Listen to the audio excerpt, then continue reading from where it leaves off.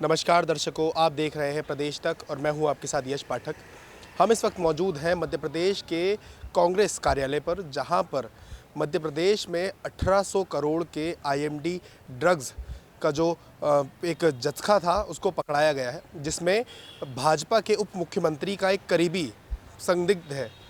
तो इसी के ऊपर मध्य प्रदेश कांग्रेस के अध्यक्ष जीतू पटवारी कुछ कहने वाले हैं। तो आइए सुनते हैं वो क्या कहते हैं। आदरणीय पत्रकार बंधुओं, आप सबका मैं स्वागत करता हूं। देश के प्रधानमंत्री और देश के गृह मंत्री का सबसे पहले अभी 2 दिन पहले के 2 बयान आपको मैं सुनवाना चाहता हूं। फिर कांग्रेस पार्टी अपनी बात नए सिरे से रखेगी और मैं आप सबका स्वागत भी करता हूं।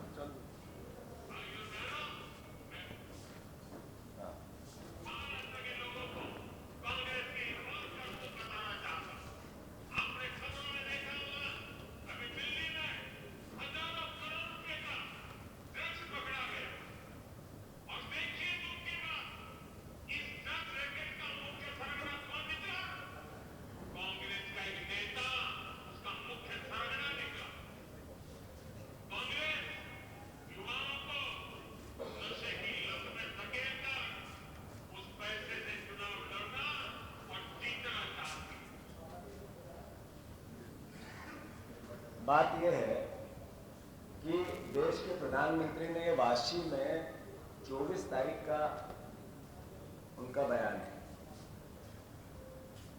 बात यह है कि देश के प्रधानमंत्री से मेरा आग्रह है मीडिया के माध्यम से कि मैं मध्य प्रदेश की सिर्फ 1 साल की वस्तु स्थिति उनको बताना चाहता हूँ। वंस 1 साल इंदौर में एक बरामदगी हुई जनवरी 2024 को 5 किलो से ज्यादा यही नशा जो ड्रग्स से आसपास रहता है पकड़ा गया। भोपाल के तस्करों को गिरफ्तार किया। फिर उनके पास से यही मार्च 2024 में यही नशे का कारोबार पकड़ा गया। फिर रतलाम में अप्रैल 2024 को यही जखीरा पकड़ा गया। फिर जुलाई 2024 को ग्वालियर में फिर ये इसी तरह का जखीरा पकड़ा गया। फिर रतलाम में फिर अभी कुछ दिन पहले इस तरह का पकड़ा गया, अभी 1 महीने पहले की घटना है।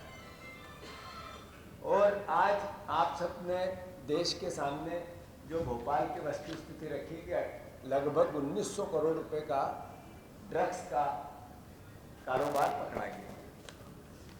सवाल यह है कि कारोबार पकड़ा गया, पर उससे बड़ी बात यह हुई कि ये मध्य प्रदेश पुलिस ने नहीं पकड़ा, ये गुजरात पुलिस ने पकड़ा। और साथ साथ जो इससे संबंधित एनसीबी केंद्र की नारकोटिक विभाग के अगेंस्ट काम करने वाली जो संस्था है उसने पकड़ा। गुजरात के गृह मंत्री जी का ट्वीट आया और उन्होंने कहा हमने ये सफलता पाई हर्ष संघवी जी ने। फिर 4 घंटे बाद कहा मध्य प्रदेश वालों का भी इसमें योगदान है। हमारी सरकार और पुलिस को पता ही नहीं था। 1 महीने से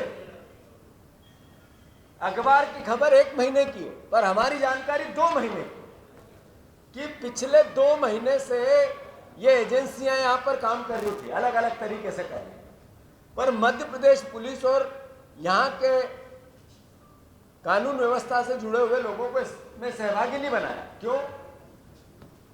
इसलिए कि उनकी मिली भगत थी, इसलिए कि वो साथ होते हैं तो ये पकड़े नहीं जाते।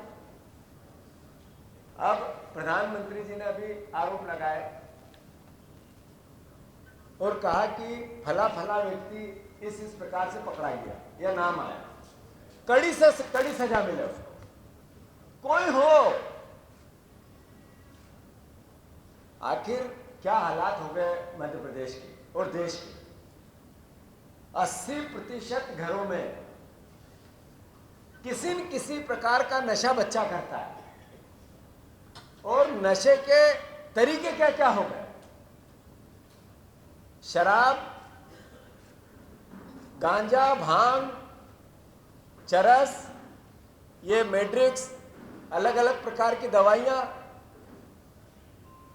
नाम ही नहीं पता, इतने नशे। और बच्चे कौन है ये बच्चे?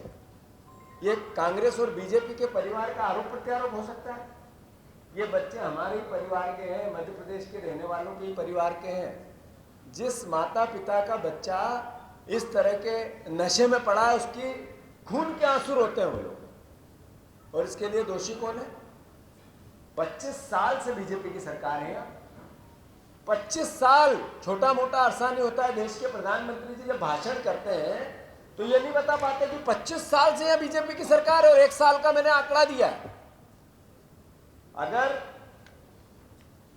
थोड़ी सी भी नैतिकता हो देश के प्रधानमंत्री की भाषा और उनके काम करने के तरीके में, तो ये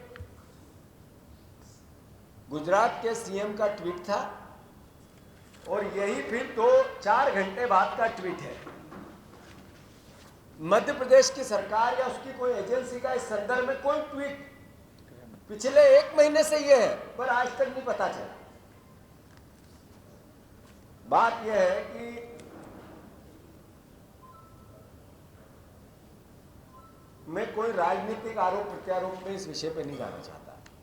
सरकार बीजेपी की है, लोगों ने वोट दिया, सरकार बनी, तो सरकार मध्य प्रदेश की हमारी भी सरकार है, मुख्यमंत्री हमारे भी।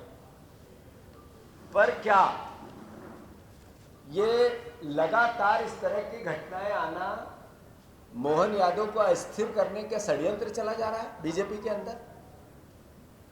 ये व्यक्ति है जो इसमें संलग्न पाया गया।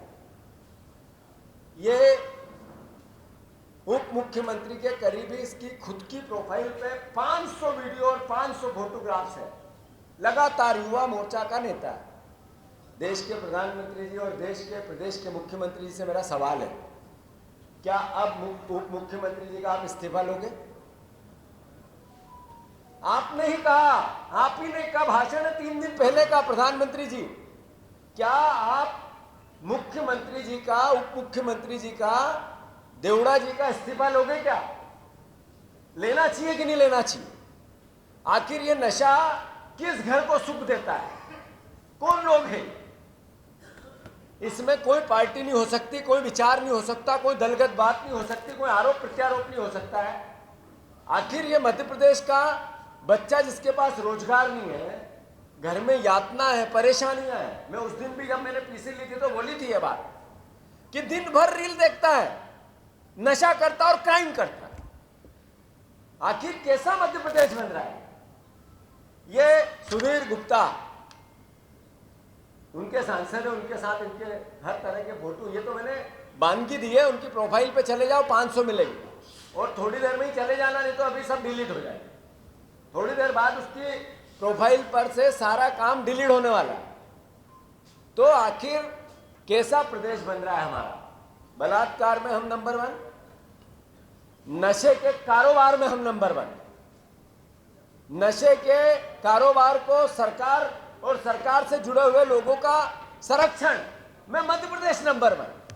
मैं बार बार कहता हूं, ये सरकार मोहन यादव की है ही नहीं, ये सरकार जनता की भी नहीं है, बीजेपी की भी नहीं, ये सरकार माफियाओं की है। मैं ये बार बार क्यों दोहराता हूं? हर क्षेत्र में माफिया है, नशे के कारोबार के माफिया ये आज उजागर हुए हैं। मैं सारे पत्रकार बंधुओं को, सारे संस्थानों को, सारे मीडिया जगत के ईमानदार काम करने वाले जर्नलिस्टों को बहुत साधुवाद देता हूं। बहुत प्रमुखता से आप लोगों ने जिस मुद्दे को उठाया, ये जर्नलिज्म का सबसे महत्वपूर्ण पड़ाव है कि प्रदेश का बेटा नशे में जा रहा है, भविष्य खराब हो रहा है, जिंदगी खराब हो रही है, जीवन खराब हो रहा है। उसके खिलाफ अभियान में आप सबने एक तरह से अपनी भूमिका निभाई। मैं आप सबको साधुवाद देता हूँ, हमारा भी दायित्व है। पर इस विषय पे मैं कोई आरोप प्रत्यारोप में नहीं जाना चाहता। सरकार की नीयत दिखना चाहिए, मोहन यादव जी की नीयत दिखना चाहिए। इसके खिलाफ है सरकार, तो इसी वक्त देवड़ा जी का इस्तीफा लेना चाहिए। मैसेज जाए कि इस तरह के माफियाओं का कोई भी राजनीतिक व्यक्ति संरक्षण करेगा, माफ नहीं किया जाए। तो बीजेपी का चाल चरित्र और चेहरे की बात है, अन्यथा चाल और चरित्र और चेहरा कैसा है ये भी समझ में आएगा।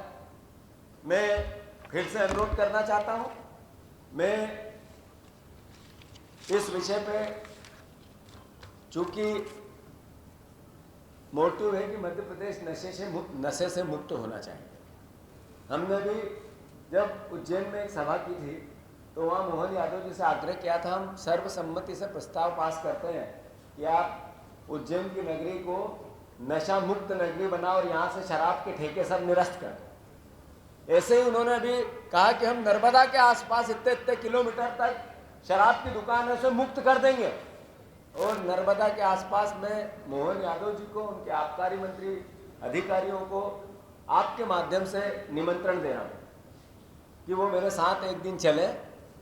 100 किलोमीटर यात्रा में 100 जगह उनको बता दूंगा कि कहाँ कहाँ नर्मदा के आसपास नशा बिकता है। ऐसा कोई मोहल्ला नहीं बचा किसी शहर का, ऐसी कोई बस्ती नहीं बची, ऐसा कोई गांव नहीं बचा जहाँ पे नशे का किसी न किसी रूप में कारोबार नहीं होता है। मोहन भैया, देवड़ा जी का इस्तीफा लो और मध्य प्रदेश के भविष्य को सुरक्षित करो, नशा मुक्त करो। बिना आरोप से आपसे मेरा आग्रह है, अन्यथा जैसा आपके मामले में आपकी छवि बनती जा रही है कि हर तरह का माफिया हावी है सरकार पे, तो उसका ये परसेप्शन को हटाओ। प्रदेश बदनाम हो रहा है, कलंकित हो रहा है, हर क्षेत्र में हो रहा है, और उसका अगर कोई दोषी है तो आज की सरकार के मुखिया होने के नाते मोहन भैया है, मोहन यादव है। तो इनके हम इस्तीफे की मांग करते हैं और इस सरकार का असली चेहरा मध्य प्रदेश को दिखा। ये हम बार बार जो बात बोलते थे उसकी पुष्टि हुई। धन्यवाद।